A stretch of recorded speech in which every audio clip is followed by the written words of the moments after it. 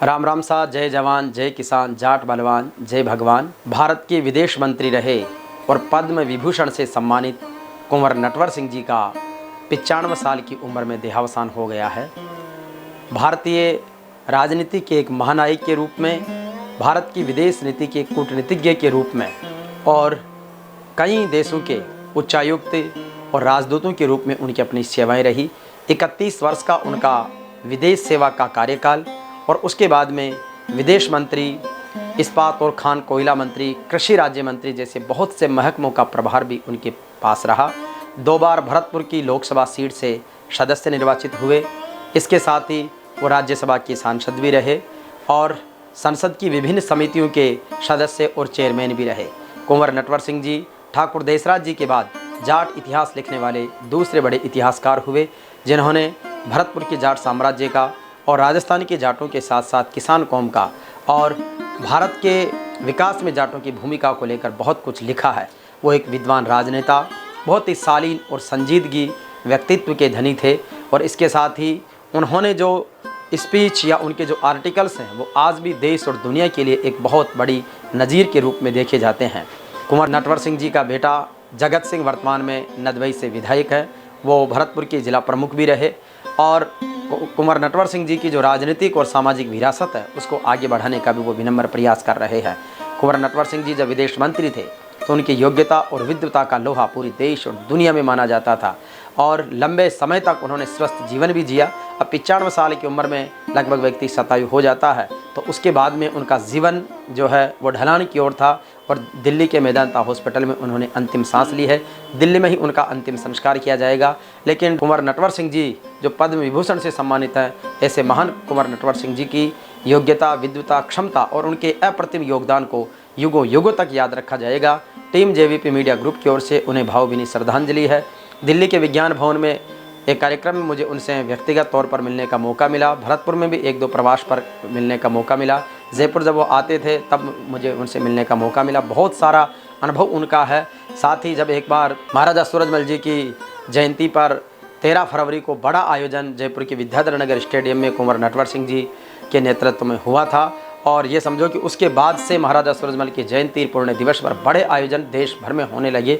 तो बहुत सारी चीज़ों के न्यू इनोवेटर थे, क्रिएटर थे और इसके साथ साथ ही उन्होंने देश को, समाज को एक सही दिशा दी। भारतीय संविधान के मूल्य के अनुसार अपने जो प्रदत्त अधिकार हैं उनका किस तरीके से उपयोग किया जा सकता है, इस बात को लेकर के उन्होंने बहुत सारी बातें समाज को कही है। उनकी कही हुई बातें, उनके किए गए आचरण और उनके किए गए कार्य इस देश और मानवता को हमेशा मार्ग प्रशस्त करते रहेंगे। अब मैं आपको कुंवर नटवर सिंह जी की जो महानता है, उनकी योग्यताएँ, उपलब्धियाँ हैं, पद्म विभूषण सम्मान जिस रूप में उन्हें मिला, तो उनके कार्यकाल से लेकर कहाँ पर उन्होंने विशेष सेवाएं दी वो भी आपके बीच में रखता हूँ। कुंवर नटवर सिंह जी का जन्म 1931 में हुआ। 1953 में वो भारतीय विदेश सेवा में एज ए IAS के रूप में चयनित हो गए थे और उसके बाद से उन्होंने दुनिया के अलग अलग देशों में राजदूत के रूप में, डिप्टी हाई कमिश्नर के रूप में, हाई कमिश्नर के रूप में अलग अलग सेवाएं दी है। उनका विवरण आपके बीच में है। 1956 से 58 तक वो पेडकिंग में रहे। 1961 से 66 तक न्यूयॉर्क में भारत के स्थायी मिशन में उन्होंने पदभार संभाला। 1962 से 66 के बीच यूनिसेफ के कार्यकारी बोर्ड में भारत के प्रतिनिधि के रूप में सेवाएं दी। 4 दशक से भी अधिक पहले जमैका के किंगस्टन में 1975 में आयोजित राष्ट्रमंडल प्रमुखों की बैठक में भारत का प्रतिनिधित्व करने का उन्हें सौभाग्य मिला। 1971 से 73 तक पोलैंड में भारत के राजदूत रहे। 73 से 77 तक यूनाइटेड किंगडम यानी इंग्लैंड में भारत के डिप्टी हाई कमिश्नर रहे। 1977 में जाम्बिया में भारत के हाई कमिश्नर रहे। 1980 से 82 में पाकिस्तान में भारत के राजदूत रहे। 1984 में 8वीं लोकसभा के लिए वो फिर भरतपुर से निर्वाचित हुए। 1985 से 86 केंद्रीय इस्पात, खान और कोयला राज्य मंत्री के रूप में रहे। इसके साथ उन्हें केंद्रीय कृषि राज्य मंत्री का भी प्रभार मिला। 1986 से 89 तक विदेश मंत्रालय में राज्य मंत्री रहे। उसके बाद में 1998 में राजस्थान की भरतपुर लोकसभा सीट से 12वीं लोकसभा के लिए निर्वाचित उनका दूसरा कार्यकाल शुरू हुआ। उसके बाद वो विदेश मंत्री बने। 1998, 99 और 99 से 2000 तक लोक लेखा समिति के सदस्य रहे।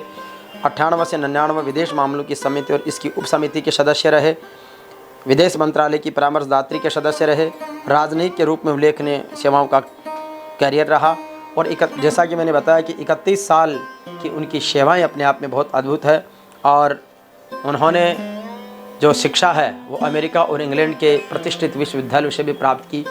तो इसलिए ऐसे महान व्यक्तित्व को आज हमारे बीच से जब वो परम धाम में जा रहे हैं, उन्हें नमन करते हैं, श्रद्धांजलि अर्पित करते हैं और उनकी देखा देखी हम जीवन में शिक्षित बने, संगठित बने, संघर्ष करें और आगे बढ़ें। और भारतीय संविधान ने हमें जो अधिकार दिए हैं उन अधिकारों के तहत हमें हमारा हक प्राप्त करने के लिए संघर्ष करने की ज़रूरत है। आगे बढ़ें, सदैव आगे बढ़ते रहें।